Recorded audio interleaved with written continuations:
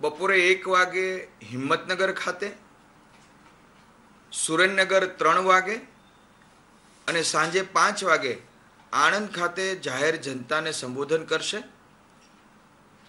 આવતીકાલે એટલે કે તારીખ 18 તારીખના રોજ સવારે 9:30 વાગે અમરેલીમાં એ જાહેર સભાને સંબોધન કરશે. એમના આવવાથી સમગ્ર ગુજરાતમાં, ગુજરાતની જનતામાં તેમને જોવા અને સાંભળવાનો એક પ્રકારનો ઉત્સાહ છે.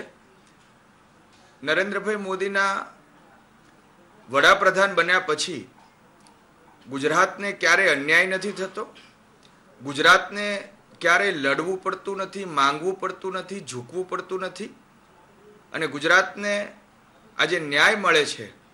અને એટલા માટે જ ગુજરાતની જનતા 26 લોકસભામાં ભાજપના ઉમેદવારને જીતાડીને નરેન્દ્રભાઈ મોદીને પ્રધાનમંત્રી બનાવવા માટે ઉત્સુક છે અને તે જ પ્રમાણે 23 તારીખે મતદાન કરશે. ખાસ કરીને ફરી એક વખત લોકસભા પહેલા જ અનેક જગ્યાએ સભા સંબોધન જનજનને મળશે, શું લાગે રહ્યું છે? ગુજરાતની જનતાએ સ્પષ્ટ રીતે મન બનાવી લીધું છે કે નરેન્દ્રભાઈ મોદીને પ્રધાનમંત્રી બનાવવા છે અને એટલા માટે ગુજરાતની જનતા 26 લોકસભામાં ભાજપને જીતાડશે એવો અમારો વિશ્વાસ છે. જે રીતે ગઈકાલે કમોસમી વરસાદ પડ્યો એને લઈને જાહેરાત કરવામાં આવી હતી, તેની પર કમલનાથે જે રીતે કહી શકાય કે નિવેદન આપ્યું છે કે પીએમ મોદી ખાલી ગુજરાતના પ્રધાનમંત્રી નથી. શું કહેશો? માત્ર ગુજરાત કે દેશ નહીં પણ આખી દુનિયા જાણે છે કે નરેન્દ્રભાઈ મોદી દેશના પ્રધાનમંત્રી છે.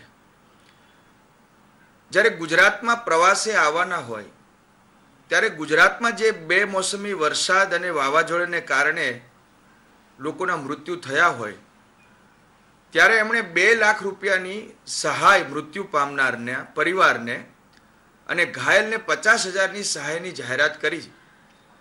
પરંતુ મને લાગે છે કમલનાથે બંને ટ્વીટ વાંચવા જોઈતા હતા. એમણે 2 ટ્વીટ કર્યા હતા.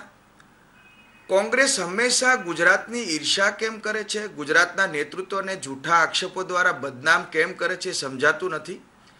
જ્યારે કેન્દ્રમાં કોંગ્રેસની સરકાર હતી ત્યારે ગુજરાતને હંમેશા અન્યાય થતો હતો.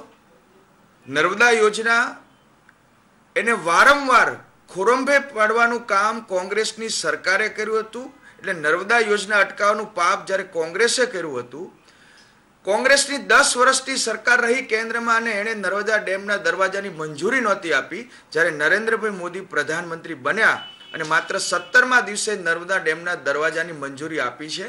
એટલે ગુજરાતનું હિત અને દેશનું હિત એ નરેન્દ્રભાઈ મોદીના હૈયે છે. એમણે ક્યારેય ભેદભાવ નથી રાખ્યો. એમણે મધ્યપ્રદેશ, રાજસ્થાન, મણિપુર અને તમામ રાજ્યોમાં જે વાવાઝોડાને કારણે ઘટના બની છે એમાં તમામ મૃત્યુ પામનારને સહાયની જાહેરાત કરી છે.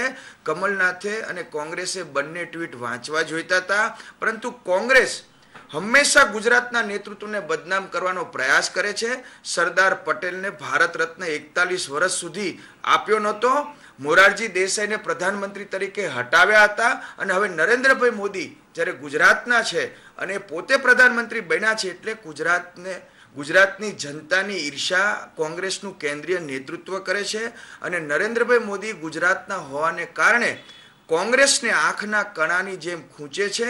મને લાગે છે કે જ્યારે દેશ અને ગુજરાતનું માન સન્માન નરેન્દ્રભાઈ મોદીએ સમગ્ર વિશ્વમાં વધારવાનું કામ કર્યું હોય એ વખતે કોંગ્રેસ ગુજરાત અને ગુજરાતના નેતૃત્વને બદનામ કરવાનું બંધ કરે. બે ટ્વીટ અલગ અલગ કરવામાં આવ્યા એ વિશે શું? 2 ટ્વીટ અલગ અલગ કરવામાં આવ્યા જાહેરાતોના. જો એમણે પ્રવાસ જ્યારે ગુજરાતનો હતો એટલે ગુજરાતનું ટ્વીટ કર્યું છે, સાથે સાથે બંને ટ્વીટ કર્યા છે.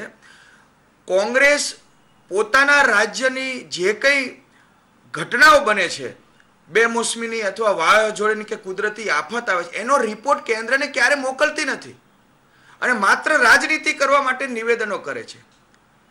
અહીંયા જ્યારે ગુજરાતમાં વાવાઝોડું આવ્યું, મુખ્યમંત્રી શ્રી વિજયભાઈ રૂપાણીએ તાત્કાલિક પીએમઓ ઓફિસનું ધ્યાન દોર્યું અને જ્યારે એમણે સમગ્ર દેશ માટે જાહેરાત કરી છે અને તમામ રાજ્યો માટે જાહેરાત કરી છે, પણ કોંગ્રેસ પાણીમાંથી પોરા કાઢવાનું કામ કરે છે અને ગુજરાતને બદનામ કરવાનું કામ કરે છે. એ ગુજરાતની જનતા જાણી ચૂકી છે.